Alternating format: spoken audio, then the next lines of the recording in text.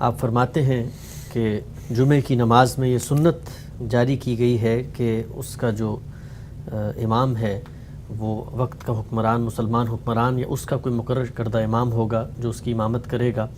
تو سنگاپور کے اندر اگرچہ غیر مسلم اکثریتی ملک ہے، حکومت کی سربراہ بھی غیر مسلم ہے، لیکن وہاں انہوں نے یہ انتظام کیا ہے کہ مسلمانوں کی ایک منسٹری بنا دی ہے ان کی مذہبی رسومات کی ادائیگی کے لیے، اور اس کے تحت پھر جمعے کی ادائیگی ہوتی ہے۔ گویا ایک منسٹر ہے مسلمان، اس کے تحت جمعے کی ادائیگی، جمعے کے ممبر کا نظم، اس سب کی ترتیب ایک بنائی گئی ہے۔ تو کیا ہم اس کو اس تصور کے قائم مقام قرار دے سکتے ہیں کہ جو سنت میں بطور اصل جاری ہوا ہے؟ یقیناً قرار دے سکتے ہیں، یہ بہت اچھا اقدام ہے۔ مجھے بھی جب یہ معلومات ہوئیں تو میں نے اس کی بڑی تحسین کی۔ ہمارے ہاں مسجد، جمعہ کا ممبر یہ بنیادی طور پر ایک اجتماعی ادارے کی حیثیت رکھتا ہے۔ اس طرح کی چیزوں کو اگر آپ افراد پر چھوڑ دیں گے اور خاص طور پر اگر مذہبی رہنماؤں پر چھوڑ دیں گے تو اس سے فساد پیدا ہوگا، فرقہ بندی پیدا ہوگی، اس سے ریاست کے اندر ریاستیں وجود میں آئیں گی۔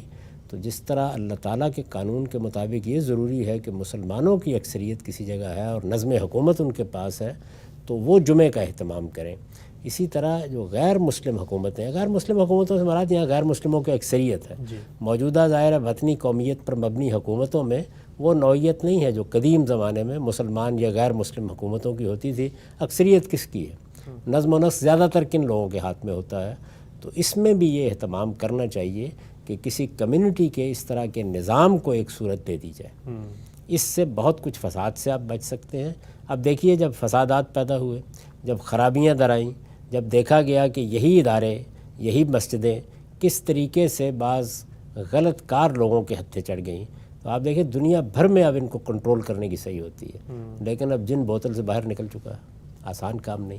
تو پہلے دن سے جو اللہ کی تعلیم تھی اس کو مان لینا چاہیے تھا کہ جہاں تک میری انفرادی آزادی ہے، میں جہاں چاہوں کھڑے ہو کر اپنی بات بیان کروں، میری بات پر آپ کوئی قدغن نہیں لگائیں۔ شائستگی سے میں کوئی نظریہ بیان کرتا ہوں، کوئی فکر بیان کرتا ہوں، وہ میرا حق ہے۔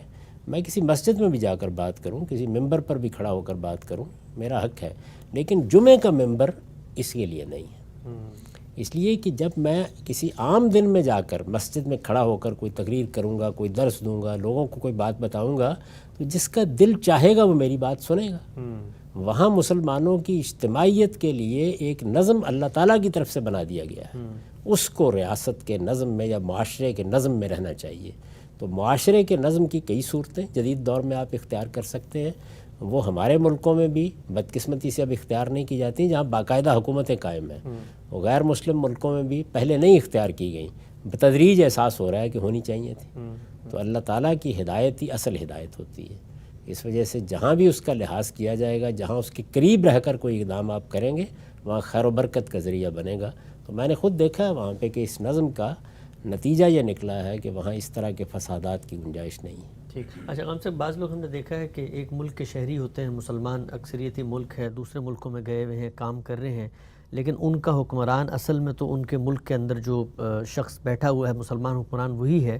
تو کیا یہ بھی ہو سکتا ہے کہ وہ اس کے اذن سے یا اس کی، کیونکہ اس ملک کے وہ مستقل شہری ہیں اور یہاں پر وہ ایک ٹیمپرری ویزے پہ آئے ہوئے ہیں، تو اس کے اذن یا اس کی اجازت سے وہ یہاں کوئی امام مقرر کر لیں، یا مثلاً وہاں اگر کوئی امام ہے تو اس کی اقتداء میں وہ آن لائن اس طریقے سے جمعے کی ادائیگی کر لیں، اس کی بھی گنجائش ہے؟ نہیں، یہ تو بالکل ہی غلط بات ہوگی۔ اس کی وجہ یہ ہے کہ اب جس طرح کے ملک اب بنے ہوئے ہیں ان میں ہر حکومت کی جورسڈکشن اور اس کی عملی ہے، تو اپنے حدود کے اندر یہ معاملات کرنے چاہیے۔ اس طرح کی اگر کوئی چیز کی جائے گی تو یہ خرابی کا باعث بنے گی۔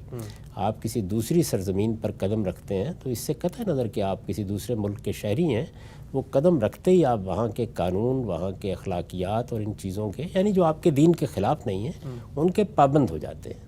تو اس پابندی کو نہ صرف یہ کہ پیش نظر رکھنا چاہیے، اس کی عزت کرنی چاہیے، بلکہ اسی دائرے کے اندر اپنے لیے راستے نکالنے چاہیے کہ ہم اپنے دین پر عمل کر سکیں، دین کے تقاضے پورے کر سکیں، اپنی تربیت کا اہتمام کر سکیں اور اپنی عبادات اور اپنے مراسم عبودیت بھی ادا کر سکیں۔